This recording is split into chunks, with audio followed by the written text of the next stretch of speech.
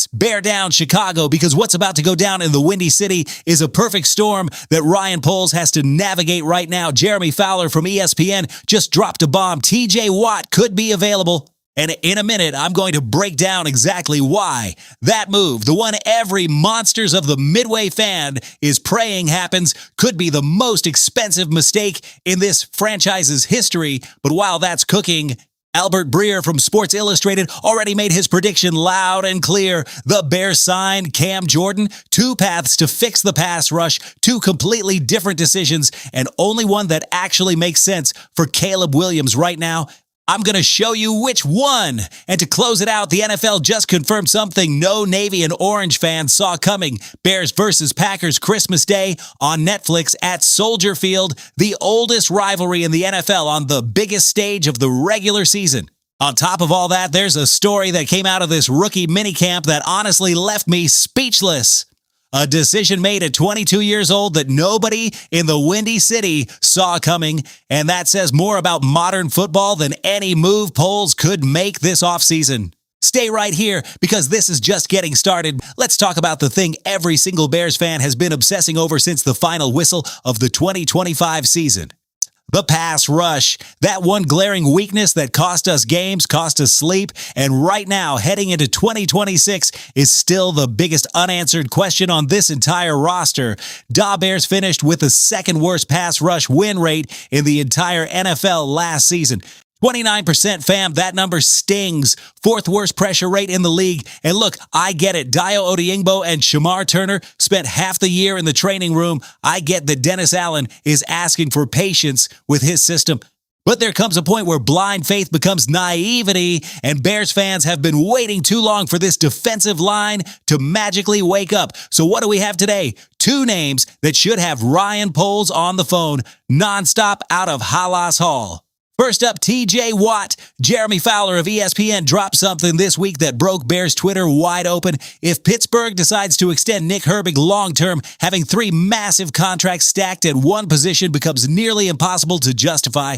And that, according to Fowler, could push the Steelers into at least considering moving Watt.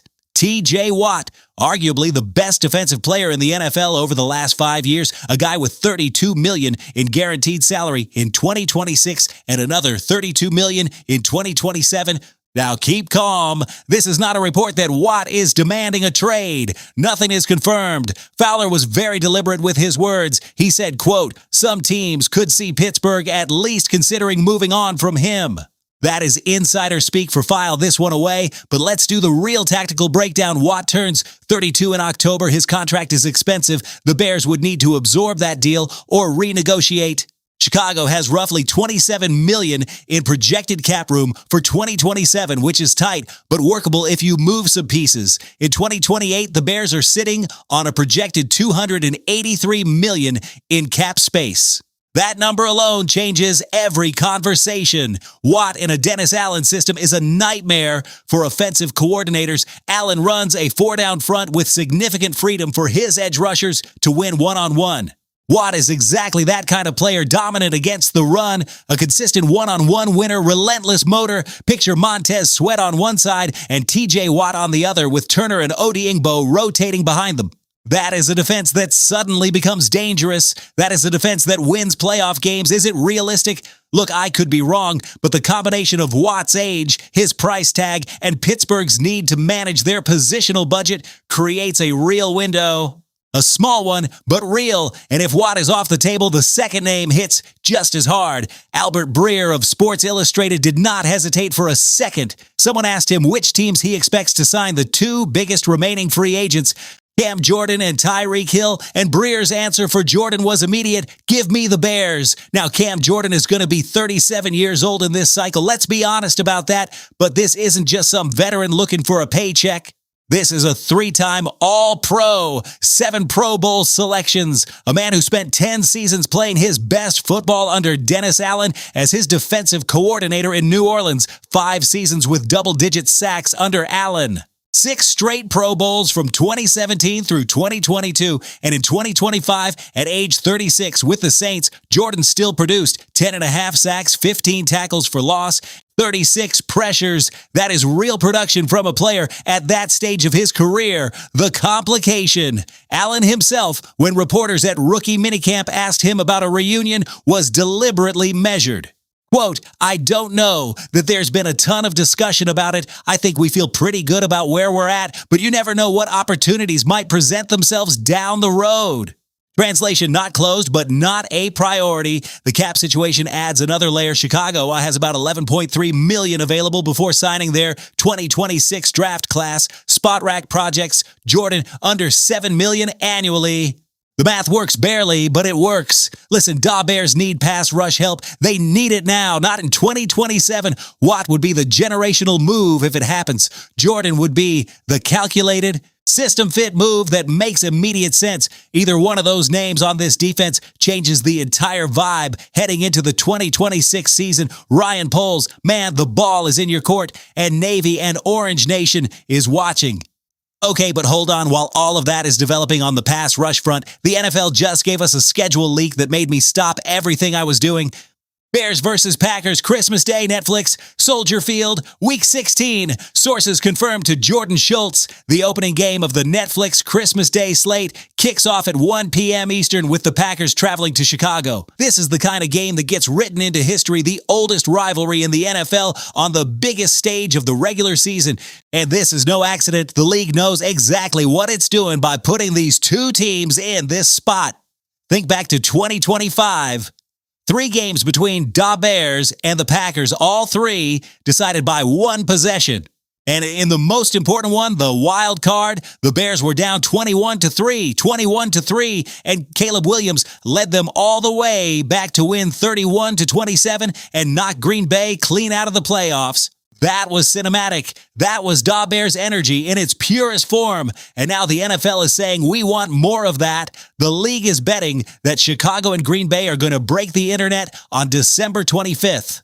This is the 3rd year Netflix hosts Christmas games, and y'all don't understand how badly they need a bounce back after last year. Dallas with no stakes, Goff against Brosmer, the Chiefs without Mahomes. It was rough. Netflix needs this. Bears versus Packers in December at Soldier Field with the city of Chicago locked in navy and orange under that winter sky is exactly the reset they're looking for.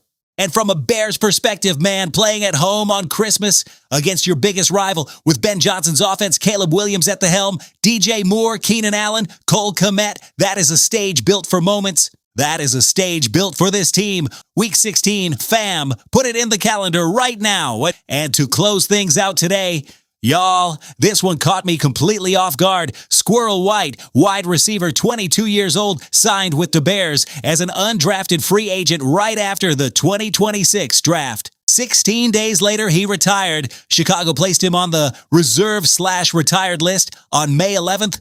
ESPN Bears beat reporter Courtney Cronin reported that she personally witnessed White walk off the practice field during rookie minicamp while everyone else was still in stretches.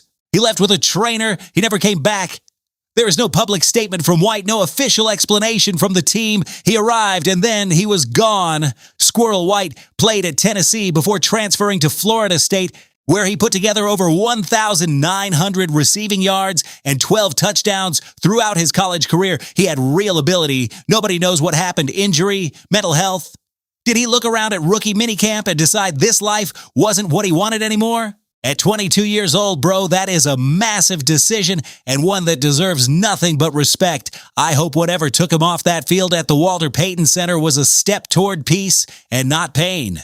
This doesn't move the needle for the Bears roster in any significant way. He was undrafted. The path to the active roster was always going to be a grind, but it's a reminder that there are real human beings inside these stories, not just roster spots. Wishing Squirrel White nothing but the best. Bears fam, that is your Bears news breakdown for May 14th. But listen, this offseason is far from over.